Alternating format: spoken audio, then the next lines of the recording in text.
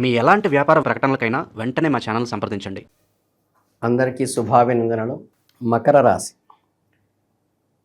ఈ జూన్ 2026లోకి అడుగుపెట్టేశాము. ఈ 2026 మకర రాశి వారికి ఫలితాలు ఏంటో చూద్దాం. ముందుగా మకర రాశి వారి లక్షణాల గురించి మాట్లాడుకుంటే, అసలు ఈ నెలలో పరిస్థితులు ఎలా ఎదుర్కొంటారు అంటే, మకర రాశి వారికి పుట్టుకతోనే ఒక ఫైటర్స్ అని చెప్పచ్చు. అంటే పోరాట పటిమ, కష్టపడటం వీరికి వెన్నతో పెట్టిన విద్య. మకర రాశికి అతిపెట్టిన కర్మకారకుడైన శని భగవానుడు కాబట్టి, ఈ రాశివారు ఏ పని చేసినా అందులో ఒక క్రమశిక్షణ, ఒక పద్ధతి, ఒక న్యాయము, ఒక కష్టంతో కూడిన ఫలితం ఉంటుంది. మకర రాశి వారి గాల్లో మేడలు కట్టడం అస్సలు ఉండదు. నేల మీద నిలబడి వాస్తవాలు మాట్లాడుకుంటూ ప్రాక్టికల్గా ఆలోచించే తత్వం వీరిది. కొంచెం పైకి సీరియస్గా ఉన్న లోపల అత్యంత సున్నితమైన మనస్సు, కుటుంబం పట్ల విపరీతమైన ప్రేమ, తన ప్రేమను మాటల్లో కాకుండా చేతల్లో చూపించే అరుదైన వ్యక్తులు మకర రాశి వారు.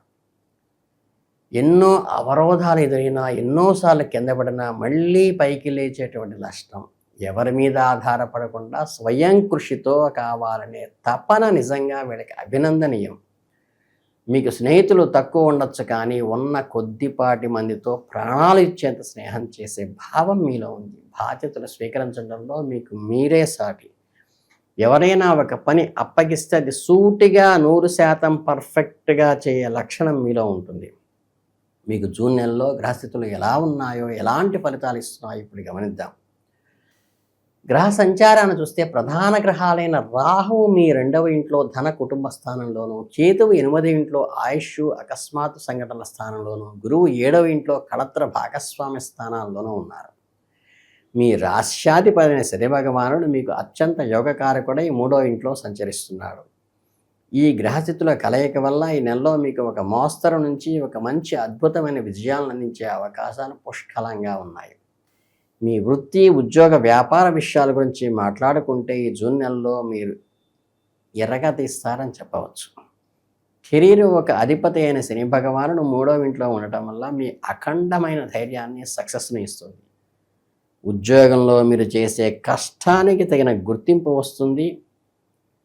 ప్రమోషన్లు, ఇతర ప్రయోజనాలు, ఇంక్రిమెంట్లు, ఫైనాన్షియల్ బెనిఫిట్స్ కలుగుతాయి. ఆఫీసులో మీరు మారు మ్రోగుతుంది మీ పేరు. అంటే లాభాలు తటస్థంగా ఉన్న 7వ ఇంట్లో ఉన్న గురు ప్రభావం వల్ల మీకు లాభాలులో వచ్చేటువంటి క్రేజ్ ఎక్కువ ఉంటుంది. అంటే మీకు ఆశించిన టార్గెట్ కన్నా కాస్త తక్కువ స్థాయి లాభాలు వచ్చినప్పటికీ ఇన్ఫ్లుయెన్స్ విపరీతంగా పెరుగుతుంది. మీ ఆరోగ్యం మరింత మెరుగుపడాలంటే ఉదయాన్నే లేచి కాస్త యోగా చేయటము, మెడిటేషను, ధ్యానం చేయటము, దేవుడిని ప్రార్థించడం లాంటివి జూన్ నెలలో మీకు చాలా అవసరం. ఇక మీ మనస్సుకు, శరీరానికి గొప్ప ప్రశాంతత ఇచ్చేటువంటిది ప్రేమ, పెళ్ళి, వ్యక్తిగత సంబంధాలు. ఇవి మీరు కాస్త ఆచితూచి అడుగు వేయాలి ఈ విషయంలో. 7వ ఇంట్లో గురుడు ఉండటం వల్ల మీ వైవాహిక జీవితంలోనూ, ప్రేమ వ్యవహారాల్లోనూ అప్ అండ్ డౌన్స్ చూస్తారో. మీ జీవిత భాగస్వామితో ఎప్పుడూ ఉండే స్మూత్నెస్ ఈ నెలలో లోపిస్తుంది. గరుడు 7వ ఇంట్లో ఉండటం వల్ల మీకు కొన్ని శారీరక ఇబ్బందులు రావచ్చు. ముఖ్యంగా నరాల లాగటము, నరాలకు సంబంధించిన నొప్పులు, చీలమండలు, యాంకిల్స్, భుజాల నొప్పులు మిమ్మల్ని ఇబ్బంది పెడతాయి. దీనివల్ల అనవసరమైన టెన్షన్లో పెట్టుకుంటారు. ఇక్కడ కూడా మీ రాశ్యాధిపతి శని భగవానుడే మీకు శ్రీరామ రక్ష. 3వ ఇంట్లో ఉన్న శని మీకు ఆరోగ్య సమస్యల నుంచి మంచి ఉపశమనాన్ని ఇస్తాడు. పెద్ద పెద్ద అనారోగ్య సమస్యల నుంచి కూడా మీకు సులభంగా బయటపడేలా శని మిమ్మల్ని గైడ్ చేస్తాడు.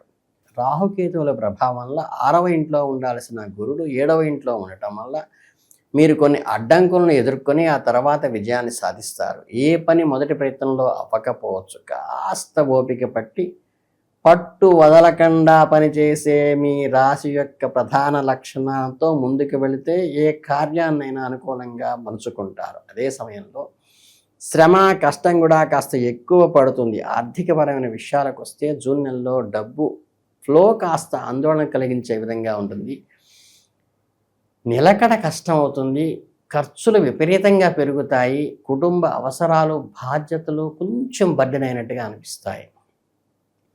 దీనివల్ల మీ అవసరాలు తీర్చుకోవడానికి చేతిలో ఉన్న డబ్బులు సరిపోక బయట అప్పులు చేయవలసిన పరిస్థితి కూడా ఉంది. ఇలా రుణాలు చేయటం వల్ల మీ మీద ఒక పెద్ద ఆర్థిక భారం పడే అవకాశం ఉన్నది. మీరు మరీ టెన్షన్ పడిపోకండి. ఎందుకంటే 3వ ఇంట్లో ఉన్న శని భగవానుడు మిమ్మల్ని ఆర్థిక కష్టాల నుండి గట్టెక్కించడానికి తన వంతు ప్రయత్నం చేస్తాడు.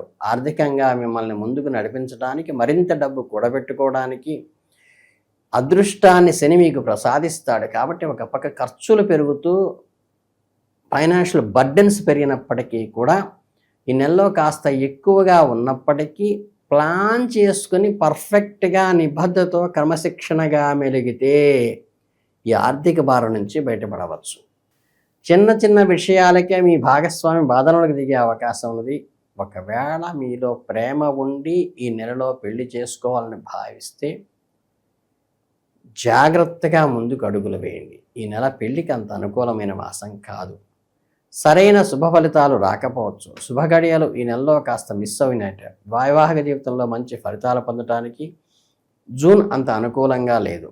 3వ ఇంట్లో ఉన్న శని మీకు అడ్డంకులను అధిగమించే శక్తిని, ఉపశమనాన్ని ఇస్తాడు. కుటుంబ స్నేహితుల విషయానికి వస్తే 7వ ఇంట్లో గురుడు ప్లేస్మెంట్ వల్ల మీ కుటుంబంలో వాదోపవాదాలు జరిగేటువంటి ఈగో ప్రాబ్లమ్స్ వస్తాయి. ఇంట్లో ఏదో ఒక ఇష్యూ మీద మాటలు, యుద్ధాలు జరుగుతూ ఉంటాయి.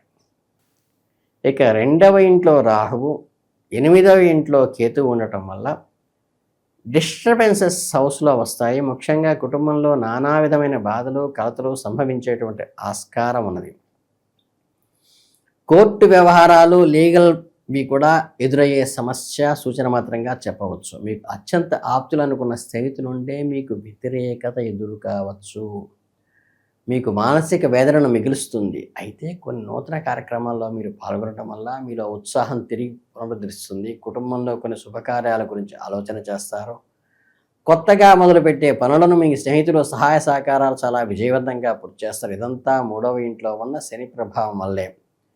శని భగవానుడు మీ కుటుంబంలో మంచి విలువలు ప్రోత్సహించి కుటుంబంలో ప్రశాంతత నెలకొలేలా తన ఆశీస్సులు అందిస్తాడు. ముఖ్యంగా పెద్దల నిర్ణయాలు ఏవైనా ఉంటే ఈ నెలలో తీసుకోవటం కొంచెం వాయిదా వేయండి. జూన్ నెలలో మీ గ్రహాలు తొలగిపోయి అద్భుతమైన ఫలితాలు పొందటానికి మీరు చేయాల్సిన కొన్ని పవర్ఫుల్ రెమెడీస్ ఇప్పుడు చెప్తాను, చూసుకోండి. ప్రతిరోజు ఉదయం స్నానం చేసిన వెంటనే ఓం మందాయ నమః అంటే మందుడు అంటే శని, శనేశ్వరాయ నమః అని కూడా శనికి దానం చేస్తూ, శనికి తైలాభిషేకం చేస్తూ, చక్కగా శారీరక లోపం ఉన్న వాళ్ళకి భోజనం పెడితే కూడా శనిని సంతృప్తిపరిచినట్టుగా ఉంటుంది. కాబట్టి అన్నదానం చేస్తే పట్టిందల్లా బంగారమే అవుతుంది. శనివారాల్లో పద్మనాభ స్వామికి ప్రదక్షిణలు చేసి సహస్రనామ పూజలు చేయటం, పేదవారికి తీపి పదార్థాలు పంచిపెట్టడం కూడా శని సంతృప్తి చెందుతాడు. ఆదివారాల్లో మీ ఇలవేలుపు లేదా గ్రామదేవతలకు పూజ చేసి చిత్రాన్నం ప్రసాదంగా పెడితే అమ్మ అనుగ్రహం కూడా కలుగుతుంది. సోమవారం నాడు శివాలయంలో కాలభైరవ స్వామికి పూజలు చేసి నిమ్మకాయల దండ వేసి ఎర్రటి పూలతో అర్చించే గుగ్గుళ్ళు నైవేద్యంగా పెట్టి పేదవారికి అన్నదానం చేయటం కూడా శ్రేయస్కరం. ఇక ఆదివారం శివాలయంలో నందీశ్వరుడికి పంచామృతాలతో స్నానం చేయించడం మంచిది. నవధాన్యాలు నానబెట్టి వృషభానికి ఎద్దుకు తినిపిస్తే కూడా మీకు వృత్తి వ్యాపారాల్లో, వ్యవసాయంలో వృద్ధి జరుగుతుంది. శనివారం నాడు వెంకటేశ్వర స్వామిని ఆరాధించడం కూడా మీకు ఎంతో మేలు చేస్తుంది, శని దోష నివారణ చేస్తుంది. శుక్రవారం రోజున లక్ష్మీదేవి తామరపూలతో పూజిస్తే మీకు అష్టైశ్వర్యాలు సిద్ధిస్తాయి. గురువారం నాడు గురుగ్రహాన్ని ప్రదక్షిణ చేసి పూలతో పూజించి నామార్చన చేసి శనగలు నైవేద్యంగా పెట్టడం వల్ల, ప్రసాదం పెట్టడం వల్ల కూడా చాలా మంచి జరుగుతుంది. ఇక మిగిలిన శుక్రవారం నాడు గోమాతను ఆవి ఇంటికి సింహద్వారం దగ్గరికి వచ్చినప్పుడు ప్రదక్షిణ చేసి బెల్లం, తవుడు నానబెట్టిన నవధాన్యాలు తినిపిస్తే మీకు వివిధ శుభం కలుగుతుంది. గోవుకు ఎప్పుడూ నవధాన్యాలు పెట్టేటప్పుడు కొద్దిగానే పెట్టాలి. సోలం బాతులు, సేరింబాతులు పెట్టకూడదు. దానం ఇచ్చేటప్పుడు మాత్రమే చేయాలి. గోవుకు బయట కొద్దిగా పెట్టి అది గ్రాసం ఇవ్వాలి. ఎవరికి గ్యారంటీలు, హామీలు, సంతకాలు పెట్టపాకండి. మీ ఇంట్లో దైవాన్ని ఎల్లప్పుడూ మనసులో స్మరించుకోండి. మీకు వీలు దొరికినప్పుడల్లా దేవాలయ దర్శనం చేయడం, సత్సంగాల్లో పాల్గొనడం, ఖాళీ సమయాల్లో మనస్సుని దైవ చింతనలో గడపడం మీకు ఎంతో మేలు చేస్తుంది. ఆలయాల్లో జరిగే కార్యక్రమాల్లో స్వచ్ఛందంగా సేవ చేయండి. వాలంటీర్ వర్క్ చేయండి, డబ్బు పడేయటం కాదు. పండుగ రోజుల్లో మీ స్తోమతకు తగ్గట్టుగా గుడిలో ప్రసాద వితరణ చేయండి. స్వయంగా మీరే ప్రసాదం పంచండి. ఈ చిన్న చిన్న పరిహారాలు పాటిస్తే అంకిత భావంతో, పట్టుదలతో అత్యున్నత శిఖరాలకు చేరేటువంటి అదృష్టం మీకు ఈ జూన్ నెలలో ఉంది. కాబట్టి మీకు ఆల్ ది బెస్ట్ చెబుతూ లోకా సమస్తా సుఖినో భవంతు.